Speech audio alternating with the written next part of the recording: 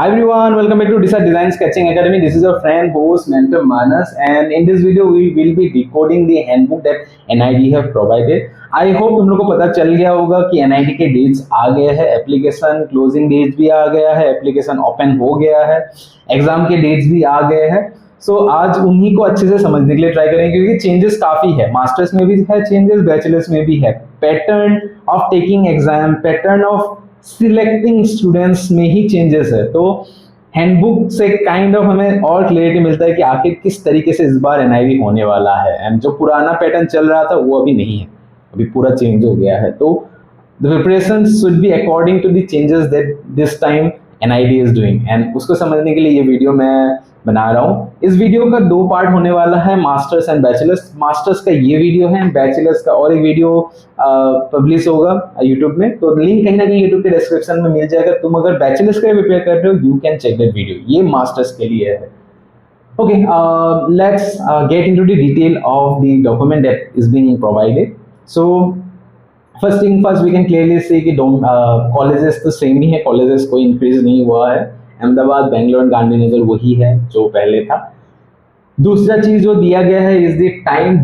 दो डेट दिया गया है. पहला इज 1 दिसंबर 2025 जिस दिन एप्लीकेशन क्लोज होगा. तो ट्राई करना कि नवंबर मिड या फिर नवंबर एंड के तरफ जल्दी जल्दी अपना एप्लीकेशन सबमिट कर दो. वेट मत करो कि ऐसा ना हो कि रह जाए एंड एप्लीकेशन ही सबमिट ना हो. ठीक है, तो 1 दिसंबर को नोट डाउन करके रखोगे. उसके पहले तो या फिर नवंबर मिड तक का एटलीस्ट सबमिट कर ही देना है. Don't wait for last. दूसरा डेट जो दिया गया है इस 21 दिसंबर 2025 जिस दिन एग्जाम होगा. अगर मैं मोटा मोटी बोलूँ तो तुम लोग के हाथ में 3 महीने के आसपास टाइम है. एंड इस टाइम में जितना हो सकता है उतना प्रिपरेशन स्टार्ट कर दो. 2-3 घंटा डेली देने के लिए ट्राई करो. एंड ऐसे रैंडमली नहीं, पैटर्न को समझ के किस तरीके से एग्जाम आने वाला है. क्योंकि पुराना पैटर्न अभी नहीं रहा, पुराने तरीके या फिर पुराना सिलेक्शन प्रोसेस ही नहीं रहा. अभी नया सिलेक्शन प्रोसेस स्टार्ट हो गया है. तो नया सिलेक्शन प्रोसेस के हिसाब से तुम्हें प्रिपरेशन करना होगा. Right. So yes, you have to prepare for with the new preparation or new selection process. And उसको समझने के लिए let's continue and try to understand कि क्या changes हुआ है. So there are a lot of things that have been given in this particular handbook. हम सब तो go through नहीं करेंगे, प्राइमरी कुछ चीज़ों को go through करेंगे. जैसे important dates हम देखेंगे, फिर उसके बाद faculty selection and number of seats देखने के लिए ट्राई करेंगे कि क्या है. And then we'll skip these things and we'll directly jump to design aptitude test that. बाकी जो हाउ टू अप्लाई है, reservation eligibility, therefore that I will be making another video. And how to apply के लिए मैं खुद apply करके एक video बना करके दिखाऊंगा कि how to apply for NID, ताकि तुम गलती ना करो. मैं खुद वो मिस्टेक्स करूंगा अगर कोई मिस्टेक करना भी है, ताकि तुम वो मिस्टेक्स ना करो. ठीक है. सो या let's jump to all the details that are there. First which is the important dates. So यहाँ पे अगर तुम नोटिस करोगे तो जो सबसे इम्पोर्टेंट डेट्स है, जैसे मैंने पहले ही बोल दिया, 1 दिसंबर 2025 जिस दिन तुम लोग का क्लोजिंग हो जाएगा. तो नवंबर मिड के आसपास सबमिट करने के लिए ट्राई करना. दूसरा इंपॉर्टेंट डे इज 11 दिसंबर 2025 जिस दिन एडमिट कार्ड आएगा.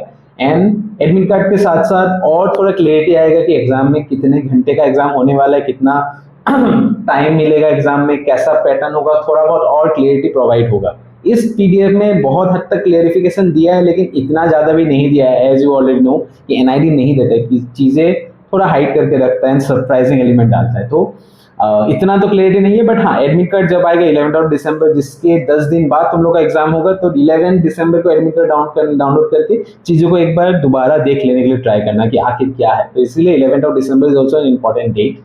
21 दिसंबर तो है ही जिस दिन एग्जाम है. तो 21 दिसंबर को भी ट्राई करना कि तुम स्किप ना करो. Okay, let's get to the next segment which is the faculty streams and number of seats. This we already know. People who have prepared for before, like पहले ही दिया था कि this is your second attempt, third attempt, fourth attempt. For you guys this is already known and I hope you already know कि क्या क्या चीज़ें हैं, किस तरीके से डिवाइडेड है. But people who are new and in fact जो पुराने हैं उनके लिए भी ये इस बार बहुत ज़्यादा इम्पॉर्टेंट प्ले कर रहा है रोल. क्यों?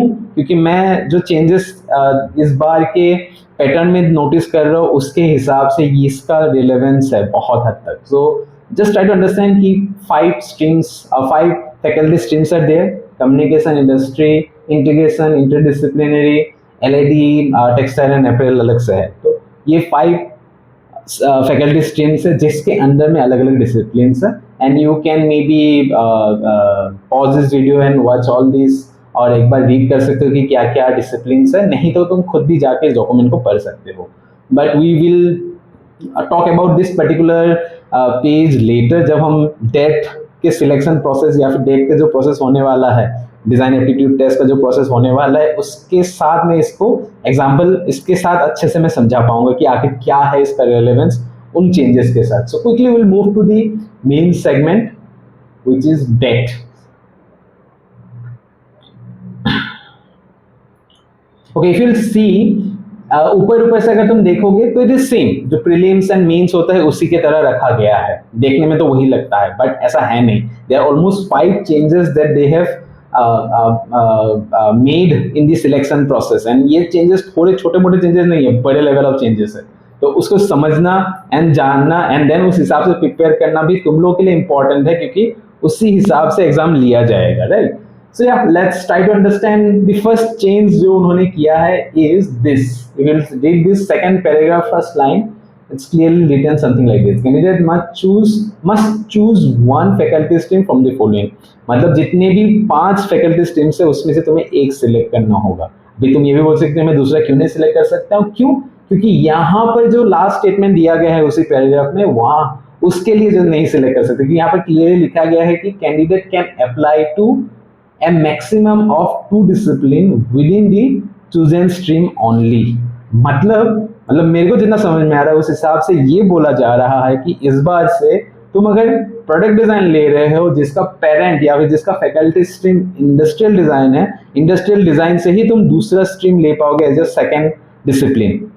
तो that's what they are doing this from this year. मतलब तुम ऐसा नहीं कर सकते हो कि तुम प्रोडक्ट डिजाइन लेने के बाद तुम दूसरे फैकल्टी के स्ट्रीम के अंदर में जाके तुम दूसरा डिसिप्लिन लोगे, ये वाला चीज इस बार से बंद कर दिया है. So that's the first big change that they have made.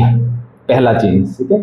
दूसरा change, another big change is this, there will be common test paper for DAT prelims exam, which means जैसे हमारे पुराने एग्जाम्स होते थे कि अलग अलग डिसिप्लिन के लिए अलग अलग पेपर आता था, ये बंद हो गया है अभी से. ऐसा नहीं होने वाला है, सीधा एक ही प्रीलिम्स होगा. जैसे सीड होता है उसी तरीके से डेट प्रीलिम्स इस बार से होगा. So that is something which is like A next change और सेकंड चेंज जो उन्होंने किया है. इसके कारण क्या होगा कि तुम्हारे अगर स्ट्रीम स्पेसिफिक नॉलेज है एंड प्रीलिम्स में अगर उस स्ट्रीम स्पेसिफिक चीजों को पूछा ही ना जाए तो तुम लोग को कंफ्यूजन होगा कि कैसा मैं आंसर दूं. तो काइंड ऑफ प्रिपरेशन स्ट्रेटेजी भी चेंज करना होगा, तुम्हें सब चीज़ों के बारे में जानना होगा, डिज़ाइन के बारे में जानना होगा, एंड एक होलिस्टिक माइंड या फिर होलिस्टिक अप्रोच रखना होगा डिज़ाइन को लेकर. सिर्फ स्ट्रीम स्पेसिफिक नहीं चलेगा, जो यहाँ से क्लियरली समझ में आ रहा है from the second change. Third change, and this is also big change that they are doing from this year, for this year at least, कि डेट प्रीलिम्स का जो स्कोर होने वाला है, so that prelims score will be use only for shortlisting. इसका कोई relevant नहीं रहेगा in the weightage of final selection, उसका कोई वेटेज नहीं रह जाएगा. So that's the another big change that they are doing. मतलब तुमने प्रीलिम्स दे दिया, तुम्हारा प्रीलिम्स का जो भी स्कोर होगा वो बस तुम्हें शॉर्ट लिस्ट करने के लिए हेल्प करेगा. अगर तुम वहाँ पे टॉप भी करोगे कोई मतलब नहीं है, तुम्हें बस शॉर्टलिस्ट करने के लिए ही हेल्प करेगा. शॉर्टलिस्ट तुम कर रहे हो, तुम एक स्कोर के ऊपर ला रहे हो, तुम शॉर्टलिस्ट हो गए हो, मेंस के मार्क के ऊपर डिपेंड करेगा कि तुम्हारा सिलेक्शन होना है या नहीं होना है. So that's the third change that they are doing this time in the prelims. So ये हो गया तीसरा चेंज. इसके बाद और भी चेंजेस है मेंस में, ऑल्दो मेंस वाला इतना क्लियर है नहीं, but still they have tried to explain कि आखिर कैसा होने वाला है इस बार का मेंस. जो पुराना मेंस था वैसा नहीं होने वाला है, मेंस में भी चेंजेस है. सो मेंस का जो पहला चेंज या फिर मेंस का जो मेजर चेंज, एक ही चेंज है जो मेंस में किया है, जो वो बहुत बड़ा है, एक्चुअली बहुत कम्प्लेक्स भी है, बट हाँ बड़ा है, इज नन अदर देन, तुम अगर ये पैराग्राफ का सेकेंड लाइन पढ़ोगे तब क्लियर होगा कि faculty stream specific studio test will be conducted for all the discipline under that faculty stream. Which means तुम अगर इंडस्ट्रियल डिजाइन ले रहे हो, इंडस्ट्रियल डिजाइन में प्रोडक्ट डिजाइन एंड ट्रांसपोर्टेशन है, तुम्हारे लिए ट्रांसपोर्टेशन का अलग स्टूडियो टेस्ट, प्रोडक्ट डिजाइन का अलग स्टूडियो टेस्ट, नहीं होगा, सिर्फ एक ही स्टूडियो टेस्ट होगा जो तुम्हारे डोमेन के स्पेसिफिक में रहेगा, विच मीन्स तुम्हें काइंड ऑफ सब पता होना चाहिए, या फिर how exactly they will be taking that exam, we are not clear about it. In fact prelims का भी कैसे वो एग्जाम लेगा वो भी क्लियर नहीं है। वी कैन जस्ट एज्यूम कि इस तरीके से ओपन रहने वाला है, सीट जैसा होने वाला है, बट अभी तक क्लियर नहीं है कि कैसे होगा।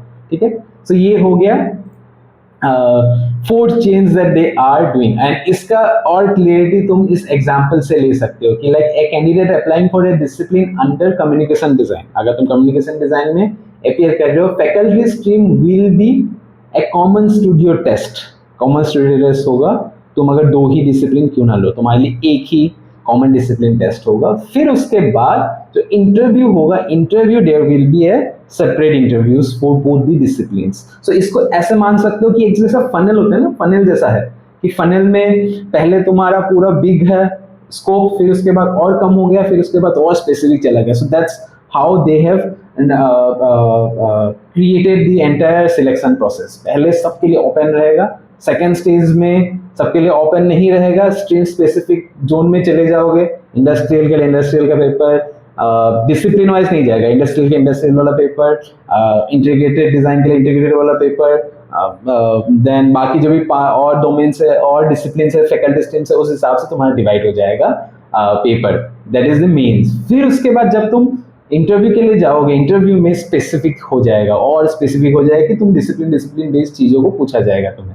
सो that's how they have make this entire selection process. तो ये मेजर 4 चेंजेस है जो देखने के लिए मिला है इस बार के एनआईटी पैटर्न में।